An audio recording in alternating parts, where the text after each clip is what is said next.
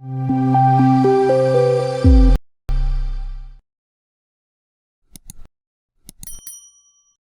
Monday to Friday, I was a engineer working in one of the MNCs, and on weekends, I was a tattoo artist at.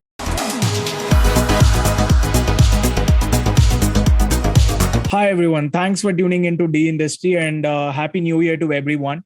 Last year was fantabulous for this channel, and we created a great impact in the design community with this channel. And looking forward this year, we're going to do a lot more deeper stuff. So this year, I'm going to bring a lot of industry experts, and we are also going to cover a lot of design colleges that we haven't previously covered.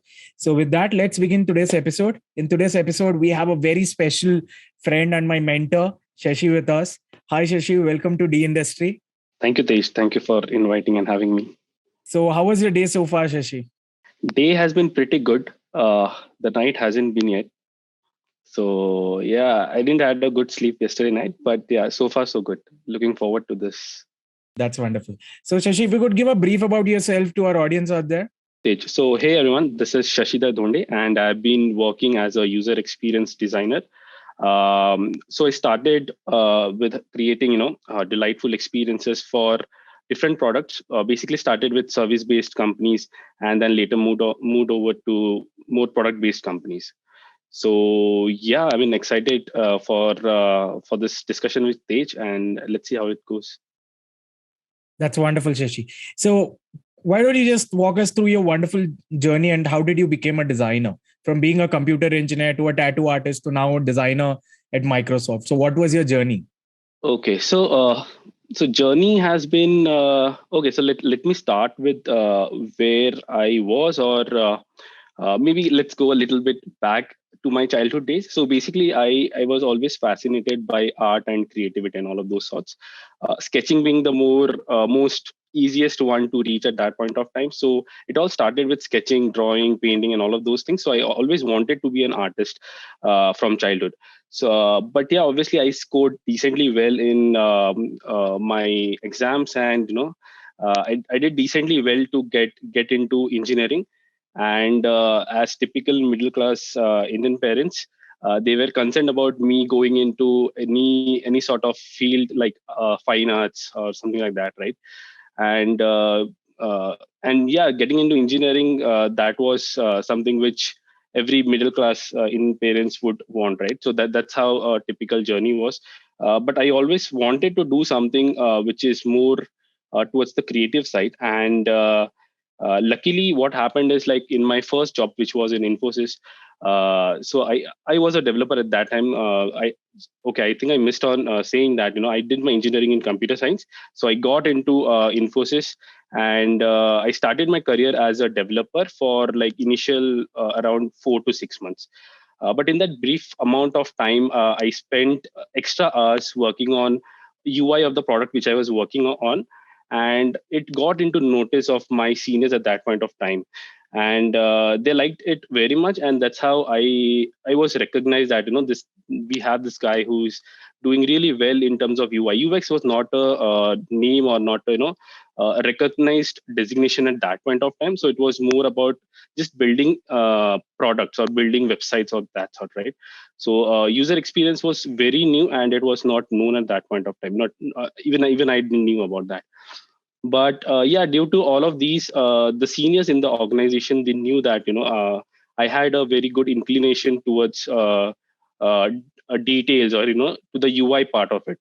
So later what happened in the organization, it was decided that they wanted to create a UX team, and for which they were looking around for people who had that sort of eye towards the details, or who were inclined a bit toward creativity of that sort. So that's where it happened that my seniors got to know about it, and they reached out to me asking if I would be interested to join that particular team. So I digged a bit deeper into what user experience is, what product designing is, and all of that sort. And it seemed very exciting to me, and because it was towards the creative side, so that's where I showed interest. So there were like a bunch of procedures which involved like 3 to 4 rounds of interviews, and after clearing that, we had around 6 months of training, which was done by uh, organized by the team in Infosys, and we did had professors or lecturers coming in from the top colleges of India, as in design colleges of India like IDC and ID and so on. So it was a well designed course, and that's where given that opportunity to attend this whole session or the whole training, and I happened to clear it out with good marks, and that's how I got into this field. And once I got into this field, yeah, I just continued that thing because I really enjoy doing that. And yeah, it's been close to more than 13 years now, and I'm still enjoying it. Yeah. That's wonderful, Shashi. So how come tattooing came in between all of this? So as I said that I did my computer engineering and I got into Infosys, right? So but always at back of my mind I never wanted to do this typical job where you'll go in the morning, probably till the evening, you'll do something, you'll do coding, you'll do testing, all of those things. And I didn't really wanted to be in that phase. And I've always been in touch with the creative side, as in I always used to do sketching, painting in my leisure time. So that's where after joining Infosys I thought, okay, so let me be very clear. So what I'm doing right now is as a profession is mainly for generating money, right, as in like supporting the family and getting a bit more financially stable. But I didn't wanted to lose the creative side. So that's where I thought, okay, what I can do next. So that's where after like a few explorations here and there with respect to making canvas paintings and all of those things. So tattooing is something which I came across, and it really fascinated me. And also one maybe like one thing I would like to share over here is that I was like decently well in studies, but I was a backbencher. Okay, and the reason being that I liked sitting at the backbench and then sketching all day. And after maybe fourth or fifth standard, where we start using pen, right, in schools. So the sketching which was previously I have been doing with pencil, it got changed, and I started using pen for sketching. And that's where the undo part of it, as in the erasing part of it, it kind of went away. And I found tattooing to be very similar to that. There is no undo option for that, right? So if you are done with the stroke, you're done with the stroke. So if you do it wrongly, then you just need to find ways in how you can improve that, or you can at least hide that thing. So that's how I got connected to tattooing. And I thought, okay, tattooing should be the thing which I should be doing apart from my regular job in order to stay in touch with my creative side. Then I happened to get in touch with different tattoo artists from Bombay. And then I just got connected to few of them, started knowing how the process is and all of those things, and got into a proper formal what do you say kind of training with a tattoo artist. I used to go to Bombay every weekend. So Monday to Friday I was a engineer working in one of the MNCs, and on weekends I was a tattoo artist at some studio in Bombay. So yeah, I mean that's how the journey of tattooing started. So I got the initial learnings from the artist, and then I continued that learnings, and I'm thankful to all my close friends who trusted me by giving a part of their body uh, uh, for me to freely go and do some art on them. And I'm glad they liked it. And it was like just the word of mouth through which it got I used to get like more friends, I would say, rather than clients. I mean, they were clients in the beginning, but yeah, in the process they became friends. And yeah, I mean, that is how it started, and I used to do it. Yeah. That's wonderful, Shashi. And I'll also put some tattoos out there in between the conversation that we had. So now let's talk about your journey. Like after working at 3, 4 service companies, you then moved to product one. So what made you shift to a product based company, and how was your journey while shifting from a service to product? Yeah. So yeah, I think that's a very interesting question. And the reason I moved to product companies is basically the nature of the work which we used to do in service company. So how typically service companies operate is like you get into a project, you get onboarded to a project. It's typically between the range of like few weeks to few months, right? So in that duration, you get to know the domain, you get to know the client, you get to know the product. You design a experience for the users based on the spec sheet which you receive, and once you're done with that product, you move on to other client, right? So there's very limited chance where you can get in touch with your real users of that system, right? There's a very limited scope in which you get to understand the user needs, their pain points, their expectations, all of those things. And also there's a very limited scope of how you get a validation if your design worked well or not, right? Because of purely in terms of the time constraint which we have.